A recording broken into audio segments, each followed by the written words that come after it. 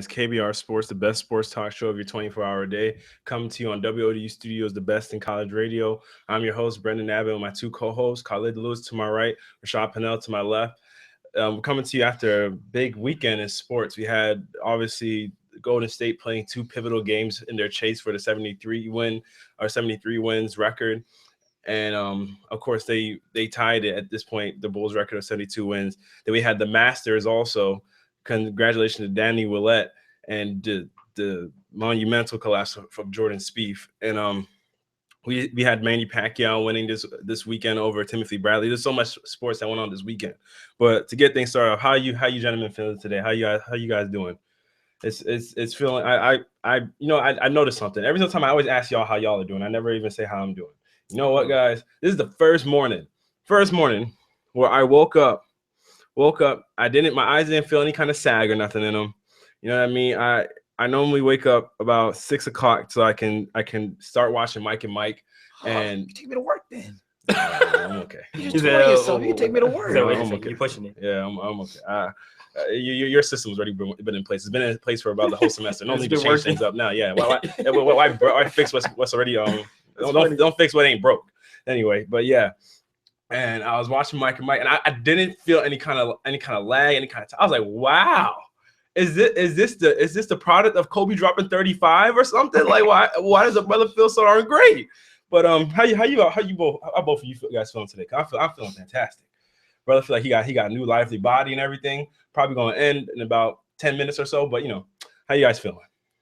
Surprisingly, I'm feeling the same way. Like, I went to bed late last night, and I was waking up all through the night because of my toothache. But then, like, this morning, I was just up at 7:30. I was like, okay, I guess it's time. Got up out the bed, got in the shower. I was ready to go. And then, I'm probably going to crash in like 20 minutes myself. At least it was a good start. I hear you. What about you, Rashad? It was a good morning until I found out you'd be up at 6 o'clock in the morning now. When I'd be walking in the cold rain, depressing, long walk. First of all, it's not like it rains every day. Let's get this straight. Let's not rain. I was having a good morning, so I found out you could hold me down. It wasn't even raining outside for a while. I know, but other days. You know what I'm saying? Like, other days. He noted the worst possible situation, and he didn't acknowledge the fact that we've had bright and sunny days for the past 3 weeks. You know what I mean? And yeah, now you want to just say, oh yeah, it was raining. And, I walked through a blizzard. Darn snowed here since December. Man. Oh man, it'd be a struggle walking at 6 o'clock in the morning, but I didn't know you'd be taking me to work because that parking is rough here at Old Dominion. For everybody who's watching that knows, parking is rough. Like they say, if it ain't broke, don't fix it. And your system is already working and fine. Have you gotten to work every time? Yes. So if it ain't broke, don't fix it. There ain't no issues. But y'all, let's talk about these topics for today. Today we're going to be talking about, obviously, the Warriors and Spurs game. And that was a great game in itself. Then the importance and the relevance of the 72-win mark that the Warriors have tied now at this point in the season.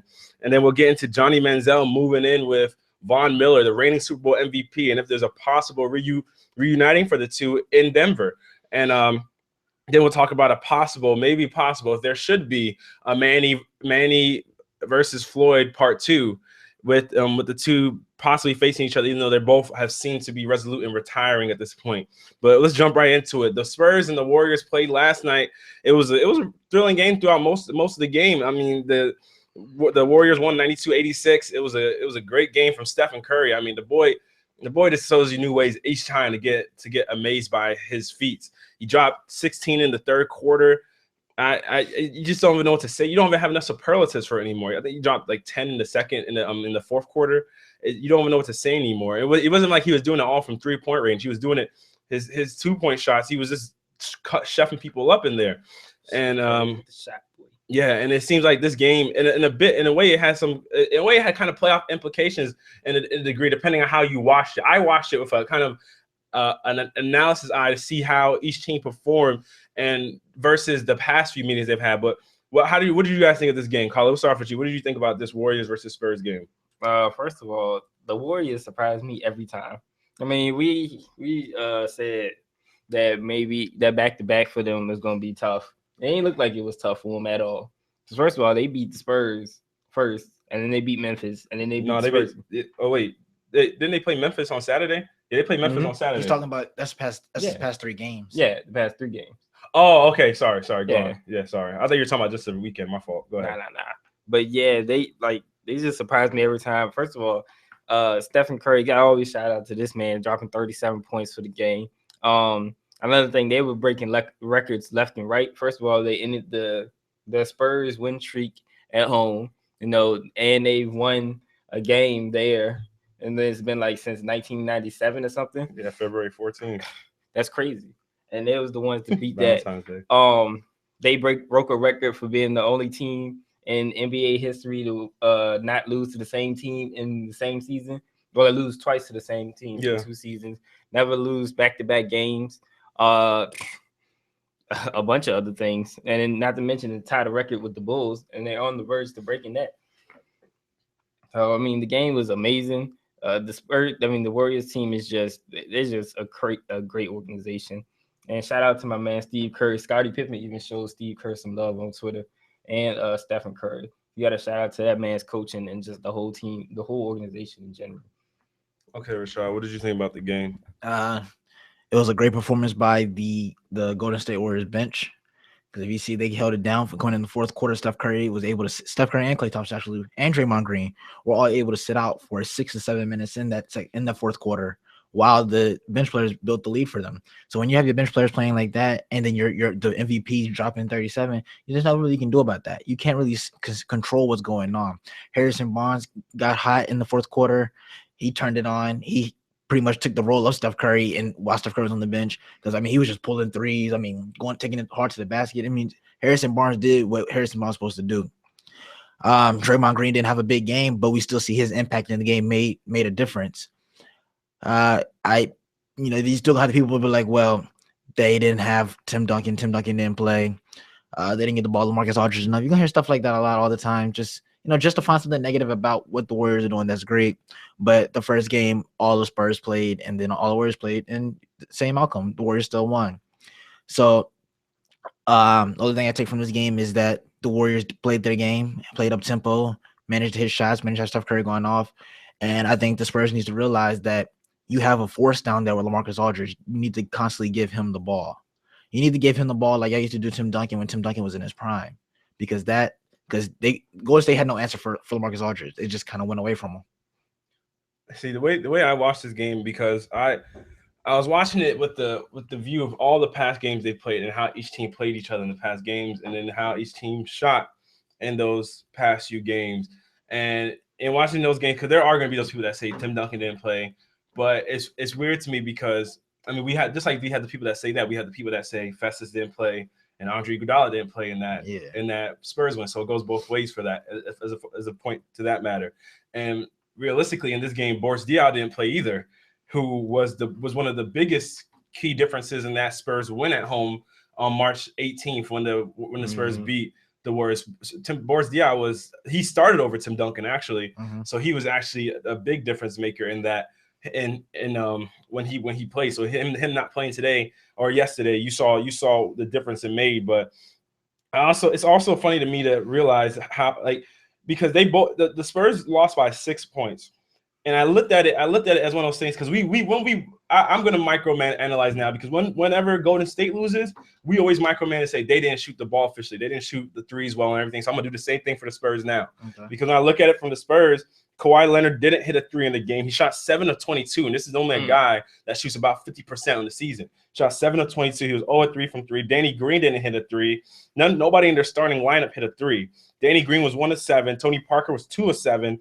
David West was 2 of 7. The only guy in the starting line that shot efficiently was LaMarcus Aldridge, and their bench didn't play well either. Yet they only lost by 6 points. And on the flip side, I look at it from Golden State's point of view. Klay Thompson shot. He was 6 of 14. He was 2 of 4 from 3, so he shot 50% from 3. Then Draymond Green didn't take a lot of shots, but he was 4 of 5. Harrison Barnes, he struggled a bit. He was 3 of 10. He was only hit 1 3 on the night, and he had 9 points. So you look at those things, and you see it. This is one of those games that the MVP legit showed up. It was who has the best player in the game and who doesn't, and it was Stephen Curry, and he was able to get his shots to fall, because there was a lot of looks that I saw Kawhi Leonard getting that just weren't falling, or little mid-range shots that the Spurs normally would hit. This might have been a bad night for everybody. Yeah, it seemed like it was just a rough night. And then But a big thing that changed from the Spurs in the first half to the second half is that they were getting offensive rebounds like it was nothing in the first half. They had 13 offensive rebounds in the first half, and they were getting second chance points off of it. In the whole second half, they only had 5. So that change in offensive rebounds definitely made a difference for them. Then they were forcing turnovers from the Warriors, and it seemed as though at some point that the Spurs are kind of having sloppy turnovers. But when you look at it for the whole game, they only had 11 turnovers, and their win on March 18th, they had 17 or 18 turnovers. So it's weird. It's weird to say. I guess it just came down to who could hit their shots more. Because when you look at it, the Spurs only hit 3 threes of the game. They shot 17% from 3-point range. The Warriors shot 37%. And then as a field goal percentage, the Spurs shot 37% and the Warriors shot 44%. So pretty much this game was the culmination of just bad shooting on both fronts, but one team just shot a little bit better. How come? I do have a question for you guys. So when the Spurs beat the Warriors, right? Mm-hmm. And it was a low scoring game, and Steph Curry and Klay Thompson both had awful shooting performances. Mm-hmm. How come? I feel like in a sense, I don't know, maybe not, but like in a sense, like we're not giving Golden State Warriors defense credit when we gave the Spurs defense credit. I mean, because in a sense, like those are guys who constantly hit those, shooting 40% from 3-point line, stuff like that. And then when they're off, that defense just has nothing to do with it. But can we not say the same thing right now with the Golden State Warriors defense, that maybe there was a reason that the team shot so bad other than Marcus Aldridge? Their defense played a part in it, but just like we did for the Warriors when we said those are shots they normally would hit, we got to do the same thing for the Spurs. Mm-hmm. We can't backhand, compliment one guy and then not be able to do the same thing for one guy. Just like for the Warriors, we said up here and we said Stephen Curry would normally hit a lot of those threes he gets. Klay Thompson normally hits a lot of those threes he gets. They just weren't hitting them. Yeah. Just like in this same game. Thing with Kawhi Leonard. When is Kawhi Leonard going to go 7 of 22 and go 0 for 3 from 3? And Danny Green's going to go 0 of 6 from 3. And it's not like Danny Green takes contested threes. His threes most of the time are open. Yeah. Danny Green's a spot-up shooter. So when is he going to go 0 of 6, 1 of 7 from 3? He only had 2 points in the whole game. And that's your knockdown shooter. And then Tony Parker, 2 of 7. That man, his shots are pretty much mid-range down. He didn't even attempt a 3. And he didn't hit anything. So it was just Golden State's defense did play a big part in it. It's just they also just had a bad night. Yeah, they had a bad shoot and then only lose by 6. So I'm hoping, man. That's crazy. It's one of those things. I'm hoping that this ends up being a playoff matchup because if they both come together, like their team both healthy and they playing at 100% and they hitting shots back to back, it'll be like a great series. Yeah, you know what I mean? It's one of those series that you just look at it and even though it's something to a degree. Definitely the Warriors season is overshadowing the Spurs season, but the Spurs almost could have went 41-0 at home, which never has been done before. And I mean, we had two teams in the same season that could have done that. The Warriors, until they lost to the Celtics, at that point they were 37-0 at home. And so you look at it and you're like, wow, both these teams could have possibly went 41-0 for this whole season. So they're both having great seasons. And even though we acknowledge teams like Oklahoma City and the Clippers, I mean, these guys are definitely 1A, 1B in the Western Conference. And a team like Cleveland in the Eastern Conference is probably you're probably looking at them in that same, even though they're at the top of the East, you're probably looking at them in that same area. You're kind of looking at Oklahoma City and to the Clippers to a lesser degree, because Oklahoma City to me is better than the Clippers, but their play doesn't display it though. What? Oklahoma City's played on display that they're better. Well, they're too shaky. They're just too shaky. They play well in spurts. It's really weird. How they just reeled off that 8-game winning streak out of nowhere. It's really Oklahoma City doesn't make any sense. That Oklahoma City is like one of those teams, you know what I mean? They have the talent, so you just roll the dice with them. And you're like, we'll see how it goes, but you never know in totality how Oklahoma City's how they're gonna perform. And it seems as though, I mean, obviously they're undefeated when Russell Westbrook gets a triple-double. So they haven't lost yet when he has a triple-double. But in the same sense, it's like, man, it takes this Herculean effort from a guy in order for y'all to never lose. Like that's amazing.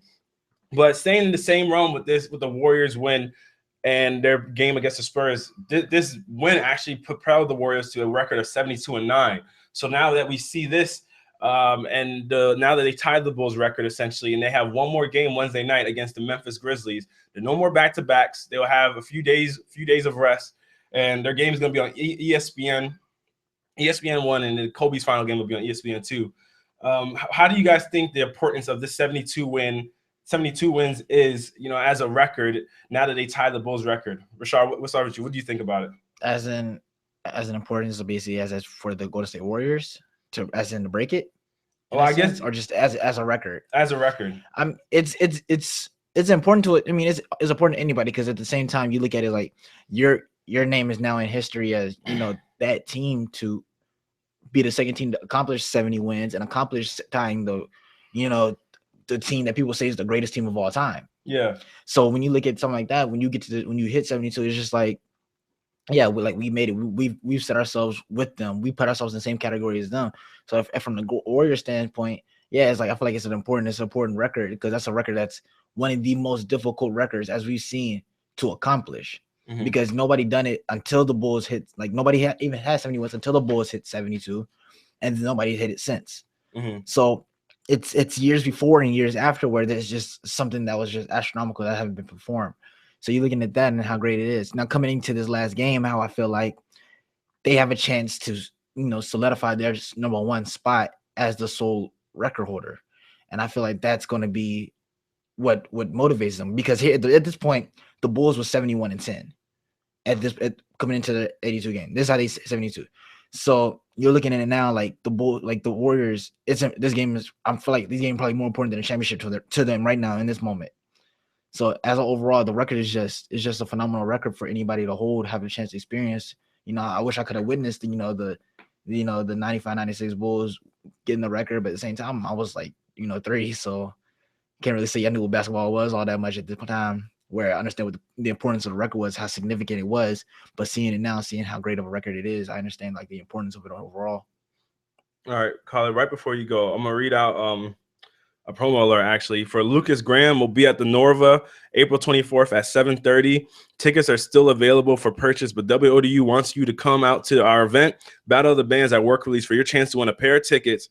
Work Release was located off of Granby, and the event will be held April 14th from 10 p.m. to 2 a.m. And winners will be chosen on the night of the event. And Lucas Graham will sing his hit, the single 7 Years, at the event. So make sure y'all come out and tune into Lucas Graham on April 24th, and also the WODU event, Battle of the Bands, on April 24th at Work Release. All right, Kelly, go ahead. I think the importance of this win is significant because it gives this newer generation of like basketball fans, a team like the Bulls, like just the Warriors beating the Bulls or tying the Bulls record at this point shows us that there's a team, in history that's aligned with the Bulls' greatness and potential. This Warriors team is just something that's phenomenal to watch. Something just an amazing team. And for us to have that this like generation or whatever, it gives us the experience that we missed watching, like if we didn't get a chance to watch the Bulls, the 95 and 96 Bulls. Now we have a team that we can watch, which is just as exciting and who are just as get just as outrageous or great as the Bulls. I do think that they will beat their record at this point, because after they beat the Warriors at home, I mean not the Warriors, the Spurs at home, and Memphis, I know that they can take another win and beat the record. So just seeing this team and them being such a good team this season and having them beat the record is just an amazing thing for younger kids in this generation and people growing up just inspired by the Warriors team and Stephen Curry and all that. Yeah, this 72 win season is definitely something that I think it shouldn't be taken for granted, because even now they're advertising a Bulls mixtape or DVD kind of thing for their 95-96 season. And that team was so I asked, because I mean, obviously at the point in time I was two years old at the point in time where the Bulls had their season. So I have to ask people like my dad and what was it like? My mom, what was it like? And my dad just tells me they were like a rock band. Like he said the way you tune it, he said honestly, just look at how you watch the Warriors now. But the only thing with the Bulls was the Bulls had the Jordan mystique with them, because Jordan had just came back from his retirement, and the year before they had lost to the Orlando Magic. And so that was the thing. Like they were 3-time champions to the point, at least Jordan was. And this is his first full season back. And, before that, he was number 45 and everything. Like, then he comes back and they have this season. And he switches back to 23. And that was the mystique behind this season. And this season for the Warriors, even in the storylines that you read it, people would say, oh, if Kyrie Irving, Kevin Love, and stuff were healthy in the finals, they might have won the finals. Whether that's true or not, we never know. But they'll say that the Warriors had an easy road to the finals because they didn't have to play teams with their starting point guards. I mean, and then the Warriors came out with that. I feel like they had a bulletin board, and if the bulletin board material was just never ending for them because people just continue to disrespect them, partially because I believe because they're a jump shooting team, and people felt as though they should disrespect them like this. But we've never seen this level of dominance from any team, whether it was the Lakers from the 2000s to 2003, with Shaq and Kobe. We've never seen this level of dominance. When we go back to the old Celtics teams with Bird, Parrish, McHale, Bill Russell, even the Laker teams with Kareem Abdul-Jabbar and those guys, we've never seen this level of dominance. Even the teams with George Mikan and Wilt Chamberlain and stuff like that, we've never seen this level of dominance. So it's one of those things that you can't. I feel it sucks because I feel as though the younger kids. I never forget when I heard Draymond Green's interview after the game. He said I would watch games when I was I'd watch games when I was 6, and I didn't hold them with the same value and stuff as I do now. Like I watched a game when I was 13, and I didn't realize what I was watching at that point in time. And I remember, I can even say when I watched Kobe's 81-point game, and watching it back when I was younger versus when I watch it now. As being older, I watch it now and I'm like, wow, that in that moment when you're watching, you don't even realize what you're watching. You see all the ESPN alerts and stuff, and you're seeing all this stuff go about Kobe drops 81 and stuff. Now when you're older and you see Stephen Curry could drop 50 or something, and you'll get the alert, and it's like it's blistering through ESPN and stuff. So imagine when Kobe dropped 81 and things like that. When Kobe dropped 61 in Madison Square Garden, and so it's one of those things that the 72, and it's been a mark that nobody's even. I mean, we've seen teams win 60-something games when the Warriors won 67 games last season, and you see teams do that, and that's legit. That's 5 wins away from getting 72, and so you see how difficult it is. So you honestly can't take it for granted. It's like you have to relish the moment you're in and being able to watch it. A lot of people are going to try and compare this team to the Bulls team, and they're just 2 different teams in 2 separate eras, but the fact is they're both great. They're both dominating their era that they're in. And I have to say it's definitely special to watch, just like y'all both said. I mean, do you guys have anything else to say about him? One stat line that we forgot to mention dealing with the Warriors coming in was how Steph Curry wasn't really deserving of the MVP, really, more so James Harden was in a sense. So a lot of people saying James Harden was the real MVP and that Steph Curry, basically had to earn it this season to make up for what he did. Yeah, to make up for last season. So you look at stuff like that too, and that was a storyline coming into the season. Like, did Steph Curry really deserve the MVP, or did James Harden do more to earn it, type thing? And we need to see more from Steph Curry, which is kind of leader to the case where he's still the most improved player and MVP, but he probably won't get on both. And I think that's crap. Honestly, I honestly think that's crap because I get it. I get the whole case that everybody makes for CJ McCollum and everything.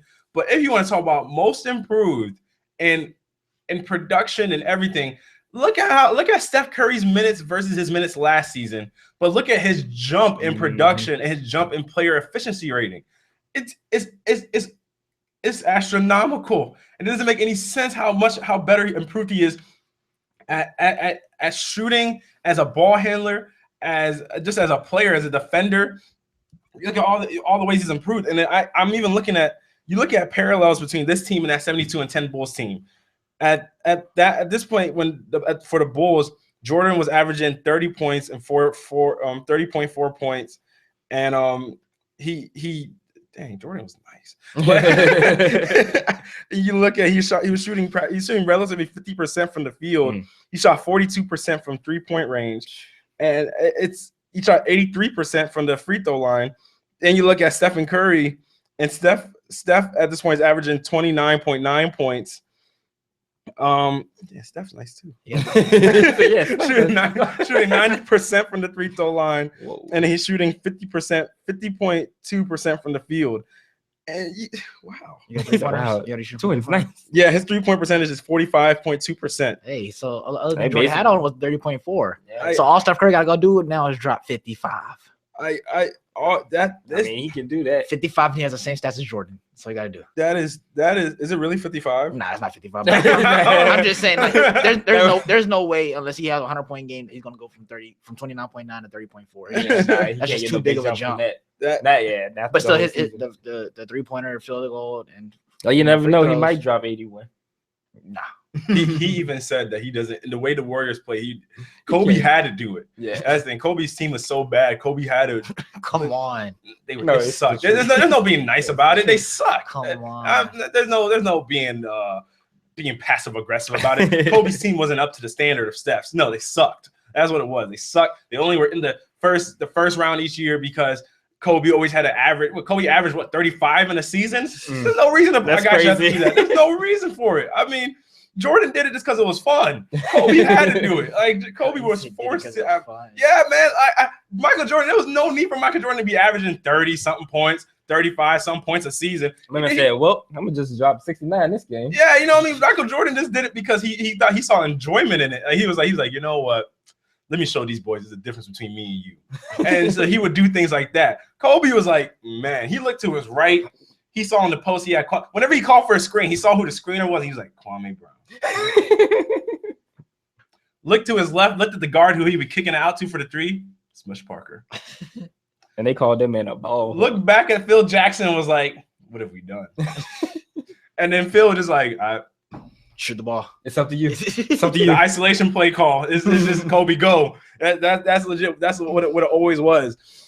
But what I definitely would say is that people should try to, instead of trying to knock the Warriors for being a jump shooting team, all this stuff, whether you think the Bulls or the Warriors would win in a head-to-head matchup, enjoy the moment, because I feel as though that's what a lot of people haven't done.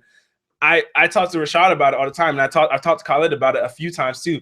One thing I feel that people have let go by the wayside with LeBron James is that they don't accept how great LeBron is because you're so quick to find criticisms about him. Exactly. Think LeBron James has been to 5 straight NBA Finals. 5 straight. Every team he goes to, he makes it better. Yes, and I was arguing the case that I don't know if I would specifically say Steph Curry's the best player in the league. People are probably watching this right now like, this dude is on drugs. But I still think LeBron is the best player. Because if you had one player that you could put on a team and who would make that team the better team, I think LeBron's one of those guys that makes the whole team better. And I think I've never seen a LeBron team suck really, apart from his first 2 or 3 years in the season. And they were still like 50 wins. And it's crazy. LeBron carried the Cleveland team through the finals last year and got them how many wins? 2 wins. 2 wins against the Warriors. And I don't know if I could say that if it was just Stephen Curry that he could do the same for the Warriors. You know what I mean? If I had to choose somebody to start a franchise around, and I'm taking them both in their primes, I'm taking LeBron James. I mean, granted, LeBron might not be in his prime right now, but LeBron's still the guy that we see Cleveland's record when he doesn't play. You know what I'm saying? And we've seen the Warriors record when Steph doesn't play. We've seen Cleveland when LeBron left. Yeah, you know, exactly. It was putrid. Where was Cleveland? I mean, even Kyrie Irving came there. He was drafted there. And they still, the highest win mark they had was about 39 wins. Mm-hmm. And LeBron, the difference in having LeBron James is legit a 20-win difference. That's how pivotal LeBron James is. LeBron James got the Cavaliers the best record in the Eastern Conference for years. Mm-hmm. Then he went to Miami. Derrick Rose led the Bulls. That's why Derrick Rose has his MVP, because Derrick Rose had the Bulls at number 1 for a while, but LeBron still would knock them out in the playoffs. So one of those things that I feel like people in the moment do, they always try to look back in the past and say, well, our boys were this and that. They were great back then, blah, blah, blah. Well, these guys are great now. So how about you accept the greatness now? And for people saying that the Bulls, the Warriors aren't playing as tough competition, well, think about it like this. Back then, there wasn't as much international talent in the league. The Bulls didn't play against as much international teams and all that. So now that you have all these foreign players in the league, what do you think the talent pool has actually kind of grown because there's more talent in the league? You see Kristaps Porzingis. Yeah, you know what I'm saying? And there's more there's actually more teams. I think actually in that 95-96 season, that's when the league expanded and added the Miami Heat. So when you look at it, that there's actually more teams. There's more players. There's a bigger pool of players to play in. So, and then the Warriors being on the West Coast, think about how much more they traveled than the Bulls in Chicago.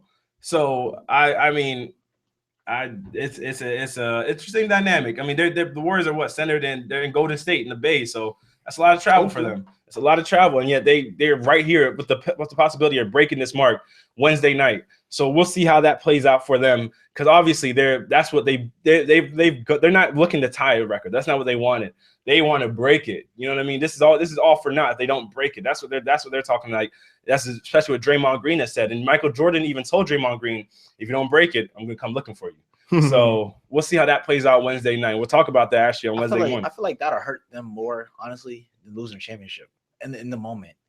I'm just carrying it on for Wednesday, but we'll talk about it. Like it'll hurt them more to lose this game now than it would be lose a championship. Yeah, we'll get into that on Wednesday. But before we go to our next topic, for those watching, make sure y'all tune into our YouTube channel, subscribe on YouTube to our KBR Sports YouTube channel, and follow us on Twitter at KBR_sports, and listen to us on Rabble, like some of you may be doing now. Listen to us on our YouTube also, and also listen to us on Spreaker and iTunes. You listen to our past podcasts and shows on there. And also you can comment us on YouTube and tweet us at Twitter, so we can read your YouTube comments and your tweets live during the show. And if you want to join in on our debates, number 757-683-4405. You ever want to call in and just join in on and pitch in on what you have to say on all these topics. I know a lot of people, I've run into random people that just have things to say about the Bulls and the Warriors. And this dude started an argument with me about this argument wasn't even, I don't even know how we even got to this point, but this guy started arguing with me about who was better, Sean Livingston or Steve Kerr. I didn't even know. I was just like, bro, what? Who argues that? And that's how deep the argument got. But yeah, for anybody that calls in, make sure you call in at 757-683-4405. But moving on to our next topic, actually talking about Mr. Johnny Football, Money Manziel, the money sign man. And reports have that he recently came out to TMZ, and he said that he's going to be living with the reigning Super Bowl MVP Von Miller throughout for quite some time. That he's planning on getting his life together through living with Von Miller. This is exactly what he said. I'm living out here with my guy Von Miller. Everybody knows Von Miller, Super Bowl MVP. Von Miller, my brother. I'm living with him right now. We're getting our lives together, bro. And Von Miller and what he had to say, he said, if I had to make my decision on it, he would already be on the Broncos. But we've got guys in the front office that make those decisions, and they put us in championships. They put us in the championships with those decisions. So I'm just going to follow those guys and have those guys take the lead. So with this news, it seems like Von Miller is actually campaigning for Manziel to come to Denver. And Denver, obviously, with the absence of Brock Osweiler and Peyton Manning at this point, is looking for a quarterback. So you guys think Johnny Manziel, even though the report says that they are waiting to see how Johnny Manziel's whole domestic violence suit carries out and how the NFL plans on disciplining him with how that carries out. But do you guys think that Johnny's a good fit in Denver? Khalid, we'll start with you. What do you think? I mean, to be honest, he is. I feel like Johnny Manziel in the Denver's jersey, it'll definitely be a sight to see. One, he has a great defense to hold him down, to keep him rested, to get ready for his offense. Not to mention he has a great offensive line, whether he wants to throw or run the ball. It's a great team to help him, one, learn to be a great quarterback, and two, learn to be a great person in itself. Also, it's also a winning team that just came off of a championship. And so they have the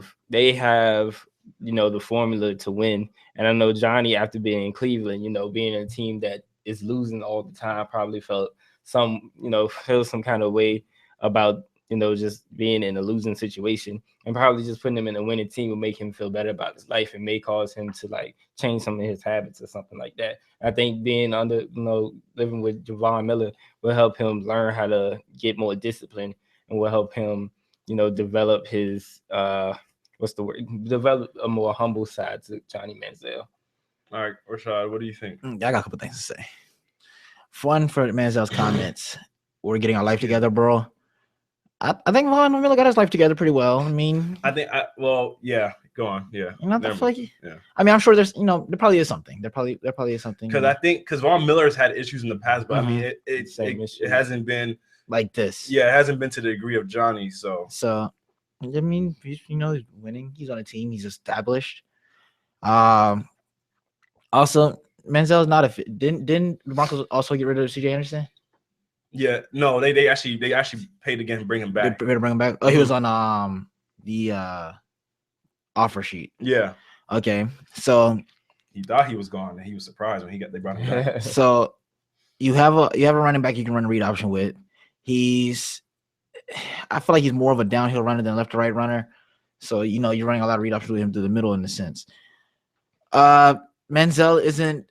He's not your Peyton Manning, not your Brock Osweiler type quarterback. I don't think he can sit there and learn from the quarterback coaches that Peyton Manning learned from, that Brock Osweiler learned from, get some inputs from John Elway. I just don't think it'll suit him. Yeah, to make him. It's kind of how Tim Tebow was. Tim Tebow went to all these greats to learn, but at the same time, Tim Tebow was still the Tim Tebow that everybody saw. His play style is still, I can run the ball, I can make more plays with my feet probably than I can with my arm. I don't think going to Denver is going to help Manziel do that. He has a team to win, but can he make that team win? That's how I feel about Johnny Manziel. It's certain teams that he can play for that make an impact, and I don't think the Broncos is one of them. Huh. See, the Tim Tebow comparison is funny because I think Johnny and Tim Tebow's problems are different. Mm-hmm. Johnny can throw the football. Mm-hmm. Tim Tebow can't. I can't say he can't. Tim Tebow flings it. I mean, he can't throw it accurately. His accuracy got better though from working on, but it still didn't. I mean, we didn't get the chance to see it because apparently it wasn't accurately enough. I mean, Belichick thought he took a chance, and Belichick cut him when he did cut him. Playing him. He did cut him, but I mean, if you put him behind Tom Brady, you're like, hey, if Tom Brady goes out, we rely on you until the end of the preseason. He brought him in for the practice and everything. He didn't even make it to the season. Nope. That shows you. I mean, Tim Tebow, as Stephen A. Smith would say, Tim Tebow, that's my friend. He's a great guy. Tim Tebow's a stand-up guy. It's not like It's not like you're taking shots at his personality. The boy can't throw. As simple as that. He can't throw. In the NFL is a quarterback league. You can't throw. You can't make it. I mean, there's a difference between game manager, and some guys are game managers, so you're not expecting them to win you game, but they can at least throw it accurately 10 yards or so, manage the game. We're not asking you to throw deep to be, to go and be a hero. We're asking you to manage the game a little. Tim Tebow couldn't even do that. Like Tim Tebow, think about what the Broncos had to do when Tim Tebow was there. They ran the ball 70% of the time. But Tim Tebow went a whole half without attempting a throw. He went a whole half without attempting a throw. That's amazing. And their defense was so good that that's relatively how they kept in games. And Pittsburgh Steelers fans, Khalid, oh my be God, ashamed of yourself. Because the fact that y'all let Tim Tebow beat you on a throw, actually, you know what? I don't even blame you because you probably brought everybody up to the front line of scrimmage not expecting it. I'm just saying. Of course, exactly. Stop with the slander. Not expecting him to make no throw. I'm not slandering him. Tim Tebow is a winner. Oh, he did. The Dallas Cowboys ain't signed him. Because he caused the win. Oh, y'all got Romo, but now y'all talking about looking for a quarterback in the draft. But the Dallas Cowboys ain't brought him in. At the time, Romo was in his prime. You talking about now? Tim Tebow's still young. Y'all can still go get Tim Tebow. Think about his body. Tim Tebow ain't been in the game for a minute. Neither has RG3. You can't take your shit. Neither has RG3. RG3's been out for a year. Been practicing constantly and stuff. So who says Tim Tebow ain't been working? You're right, but he ain't been working on saying. Hey. Brett Favre was gone for years and people are still contacting him because he was a legend. 40-something years old. He's a legend. But he's old. Hey. No Tim Tebow slander. I'm just telling the truth. I'm just telling the truth. I'm just saying Tim Tebow's line is ringing dry right now. My man Timmy T was a winner. No, I didn't know first round of the playoffs meaning you were a winner. Hey. If that was the case, then Tony Romo would be a winner too. But people don't call him that. So Tim Tebow ain't no winner in this book. I'm sorry. Tim Tebow is not no winner. He's a one-time wonder, but he ain't a winner. But he's a winner. He ain't a winner. He's a one-time wonder. There's a difference. Tom Brady's a winner. Okay, that's a winner. Yeah, that's a winner. That's how you win. Russell Wilson wins. Aaron Rodgers is a winner. Tim Tebow, you made it fun. You made it fun. You made it. got one. RG3 right now is a one-time wonder. He ain't a winner. He's a one-time wonder. That's what RG3 is. All he has is his rookie year to go off of. That's all. Everybody's hoping he can bring back some semblance of that guy. That's all RG3 is living off of right now.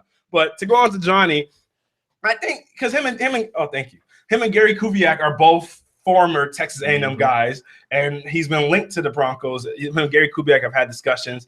So I think it'll be interesting because he doesn't need to be in this offense. He doesn't need to be Peyton Manning. I mean, definitely don't need to be Peyton Manning. Peyton Manning won't Peyton Manning in this offense. So the defense and they can still win. Yeah, you know what I mean? The defense, and they can still win. That's the key point of it. And Brock Osweiler, Brock Osweiler it wasn't outstanding with this team, but he got the job done, and they were still ready to throw him about what? 14, 15 million or so. So you look at that, you look at those things, and you're like, okay, the only issue with Johnny is, can he stay on the field? Can he stay out of trouble enough to stay on the field? And does he have the ability and the talent to bring wins to our organization? Mm-hmm. The talent says he does. I mean, Johnny, if you want to talk about measurements, he measures a lot similar to Russell Wilson. Russell Wilson's bigger in size, but when you look at Johnny can throw the football, he can move, so you can run read option and stuff. Gary Kubiak's the guy that likes to run the ball. So, like you're going to need Johnny to go out there and throw the ball, 40, 30, 35 times. So it could be and you got John Elway at the head of it, all things. So if you want to bring in a guy that relieves you of Mark Sanchez, hey, Johnny's line is always open. Mark Sanchez is a winner too, yo. Don't forget about that. Whoa. Mark Sanchez is a winner too. Let's stop there. Let's stop right there. You realize you talk about people who had great defenses helping them. See, there's nothing wrong with having a great defense. But the thing is to be a winner, because if that's the case, you got to also cause the win. You have to have some contribution. Yeah. If that's the case, then Luke Walton is a great winner. DJ Banga is a great winner. That's different. Oh, that's not different at all because they were on the teams that won. They were on the teams. You got to actually do something. But they did. They were the quarterbacks. These guys, you're not even bench players. So was Trent Dilfer the big reason why they won the Super Bowl years ago when he had that astronomical defense? What was he? Yeah, quarterback. So just because you had and DJ Banga was a center. He's a center. He's a backup center. Backup. So what? He's still a center. He's still playing. He got Menace logged. Man. What you mean? He got Menace logged. We just don't need to have no. What about Vladimir Radmanovich? What about Vladimir Radmanovich? He was a small forward. Huh? What about them? A bench player. What about Mario Chalmers? All right, that's different. How's that different? He's a starting point guard. He's a starting point guard. He contributed to. Exactly. But Mario Chalmers was one got paid because of his performance. But I'm saying, bro, hey, you can't have it two ways. If you're going to acknowledge them, you got to acknowledge Mario Chalmers. I have acknowledged him. You got to give my man Mario Chalmers and Vladimir Radmanovich and DJ Banga. Just like the Nigel argument, Derek Fisher is a winner. Derek Fisher is a winner. He's a winner. He is a winner. He's a reason. Like what's no, he's not. Don't go that far. Hey, Nigel, you're a Laker fan. You're a Laker fan. There's a difference. Don't do this because you're an actual Laker fan. If you say this, no, your Laker fan card is being revoked. I'm going to your room, taking the Scooby jersey and taking it off. Okay, you say Nigel's not a Laker fan, so he can say things like this. As a Laker fan, you can't say things, especially when Kobe's retiring on Wednesday. If you say this is so sacrilegious, don't say it. Don't even utter it. I'll end the show right now. Don't say it. Don't say it, yo. Don't even think about it. Don't do it. He's out in the show right now. Everybody knows Nigel. You know who you are. No, man. Don't. I'm just saying. Don't announce that's foolery. But in his case, Derek Fisher is a winner in that sense. No. There's a difference. His case and the case that we're saying right now is different. His case was that Kobe didn't win without Derek Fisher. That's whole. Crazy. It's true, but he's making it sound like Derek Fisher is the reason they won. Let's not get it twisted now. Derek Fisher went to Utah, and where did they go out the playoffs off in the first round? That's exactly what happened. Kobe wasn't in the playoffs because of Derek Fisher. Now, Derek Fisher played a role in their wins, like the 0.4 second shot he hit against the Spurs in Game 4 of the Western Conference Finals in 2002, I believe, in 2001. Hit that shot, and then he hit the obvious shot against the Magic in Game 4 in the 2009 Finals to send them into overtime, which the Lakers won. but let's not make it sound like they're winning because of them. All right, let's not do that. We're not going to make it seem like Jordan won because of Steve Kerr, and we're not going to make it sound like Kobe won because of Derek Fisher. We're not going to do this. We're not going to do this. Yeah, we're not. We can't. No, that's disrespectful. I mean, you just told the world about Nigel's philosophy. Now Nigel's known. No, how foolish he is known. That's all it is. All foolish he is known. That's all it is. You said you didn't want to talk about it. No, I didn't want you to agree. If you agreed, that would have just been the ultimate disrespect, heresy. This is the ultimate heretic action to take if you would have agreed with it. Especially with you can't have a 24 jersey in your room and say a thing like that. No, I mean, I'm just. No, I'm just saying. I'm just trying to tell you, man. My man Mark Sanchez is a winner. Oh my god! But yeah, you don't want him as your quarterback, though. I mean, he's a winner, though. But he's a winner. Don't want him as a starting quarterback. I mean, honestly, in this situation, Mark Sanchez can show you the old Mark Sanchez because he has that defense. But I don't want him there anyway. Man, my man's gonna end up with like Mark Sanchez's career now is synonymous with the butt fumble. Bro, I was about to say that's what Mark Sanchez. I was about to say because that's the most awful turnover ever. It is, but why can we not talk about how great he was when he first came in the league? Back-to-back. Was he great? Hey, back-to-back AFC championships, kind of. MVP. No, you can get the back-to-back AFC championships and be riding the coattails of a defense. Ask Alex Smith. You know what I'm saying? There's Alex Smith is a game manager. Which Mark Sanchez was. No, Mark Sanchez wasn't. What? Did you hear this man? Did you hear what he said? Marshall, if I pull up Mark Sanchez's stats right now for you. Don't do that. let's just continue with this word for word right here. Don't need to pull the statistics now. What do you mean you don't got to pull statistics? Is research. I mean, we know he's bad. He said he knows he's bad. Numbers don't lie. We know he's bad. Come on now. But I thought he was a winner. He's a winner. Oh my god. The number may be bad, but he's a winner. I'm just saying. Okay, so Johnny Manziel. Oh, now you want to go to Johnny. Now you want to talk about Johnny, huh? Now you want to bring up Johnny again. The minute the laptops start getting active, you want to start bringing up Johnny Manziel. Bro, we got to continue on Johnny. We only got so much time. But I think he would be. It honestly depends on his whole. Because I mean, with John Elway heading that organization, I guess you would say an organization that could steer him right would be the right place for him to go. A place that would be hard nosed on him. Because John Elway doesn't seem like he plays any games, but as a fit for the offense, how much worse can you get? Honestly, that's honestly the mentality. But the team ain't bad though, huh? We can't say it like that team's bad. No, I'm talking about your quarterback situation. Yeah. I'm not talking about the team. I'm just talking about your quarterback situation. How much worse can you get? Stop with the slander, man. Stop with the Mark Sanchez. Bro, Mark Sanchez is right now. Mark Sanchez is your starter. Who's your backup? We don't even know the dude's name. That's how bad it is. I told you, where's the punter? Oh my god! Come on, come on. We gotta finish this talk, man. Don't look at Sanchez's stats. The stats are right there. Look at the stats. I'm just so weak, man.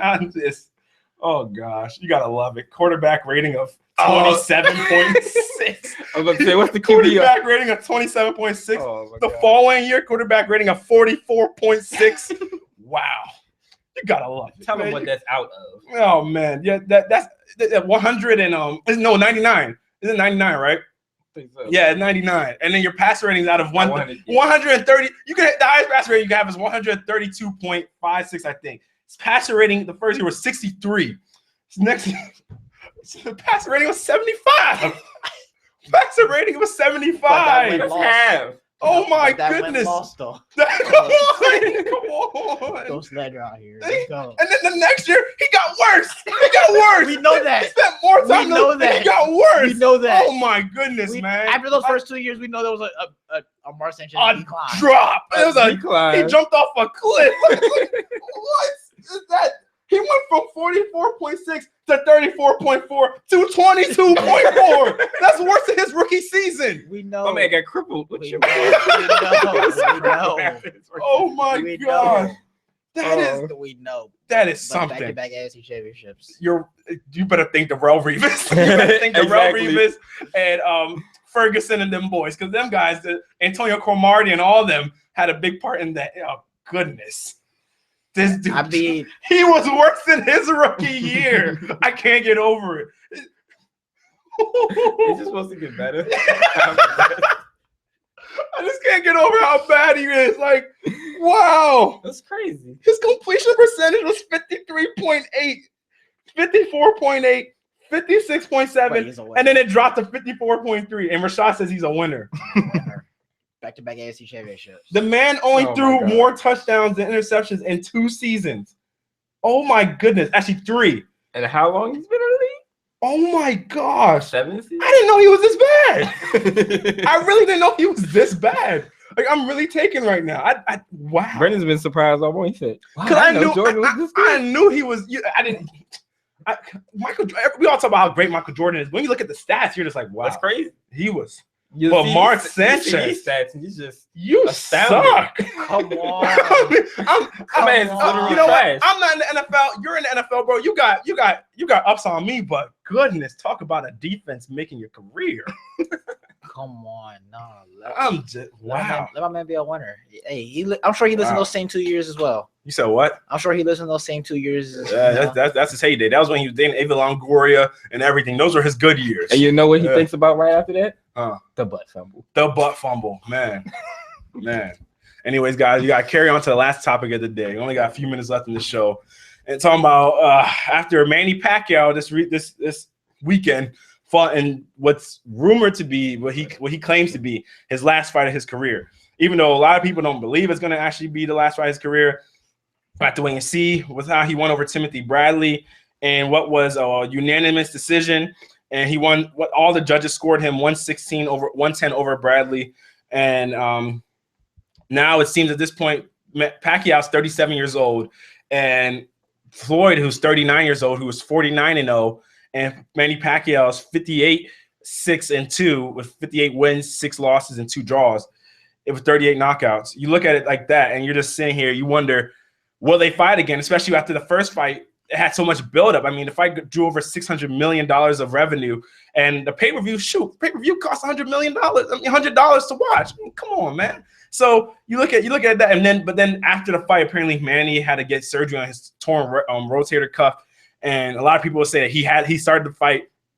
He fought with the torn rotator cuff. And then others will say he injured it during the fight because he was swinging and missing so much that he tore the rotator cuff during the fight. But with this being the last fight of supposedly the last fight of his career, do you guys think that Floyd and Manny should get back in the ring to fight each other one last time? Kyle, let's start with you. What do you think? No, I don't think they should. Now, the amount of money they produce from that Mark might Sanchez. be I'm sorry. Go on. Mark Sanchez. I'm sorry.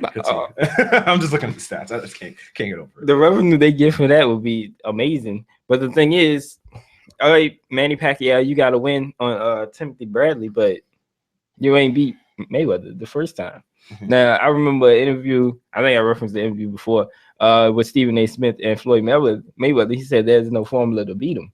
And that's true. The man hasn't lost yet. I mean, you can beat Timothy Bradley and this, that, and the third person, but you still ain't shown you can beat Mayweather. There's no real reason for you to get back into the ring with him when you've already lost. And, I mean, nobody else has found that formula to beat him. You can beat some of these great boxers out here, these people that are just they're phenomenal with their hands and stuff like that, and you can get unanimous decisions. But Floyd Mayweather and his defensive play is just too great for you to even find a way to, hit him.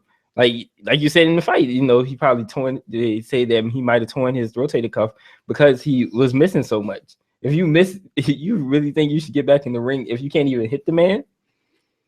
Yeah, it's rough. All right, Rashad, what do you think? You got Floyd Mayweather enjoying retirement. You got Manny Pacquiao getting ready for retirement. No, I don't want to see them fight. They're old. They're not as fast. They're not the same explosive people in their primes that we wanted to see then. We had the build up like the Tyson Holyfield build up at first, and it started to die down, and you're just like, yeah, and then they finally fight, and you're just like, well, we see how these fights are going to be with Mayweather's now. We kind of didn't want to see this, but this is what we're going to see from now on. And if you're missing Timothy Bradley, you're going to miss Mayweather, and if you miss Mayweather, you're going to lose the fight. So is that simple? It's that simple because you're not going to get 20 points. He's not going to hit you. He's just going to tag you a couple times, laugh at you, and continue to make you miss. That's how all Mayweather's fights are now. I don't want to see them fight. That's how they're going to fight like that. And I mean, They're looking like Mermaid Man and Barnacle Boy out there. Both getting Come old. on, So bro. I don't want to see no on. fight like that. on, You know what I man. mean? So Come on. I'm just looking at it like, Chill yo, out. there's no point in them fighting no more. We missed it. Let the two next race come on, and let's hope we build it up like, you know, the Holyfield Tyson John was. See, I guess the reason why this is even a question being asked now, because both are ready for a time. I guess because the first fight, the rumor of that rotator cuff is making people feel as though Manny wasn't at his best. So they're wondering, okay, if he wasn't at his best and he had to get the surgery legit right after the fight, you're good. If he had to get the surgery right after the fight, then he wasn't at his best. So maybe we should put them back in the ring again. And at this point in boxing, I mean, think about it. We don't get excited for anything in boxing unless it relatively involves those two. And those two are the best things we had in boxing for over the past 2 decades. So now that their careers are coming to an end, and unless you're avid, I think about it. Whenever Floyd Mayweather fights, it's like a Super Bowl party, essentially. Everybody tunes in to watch Floyd Mayweather fight, regardless of how we saw the first outcome of this fight.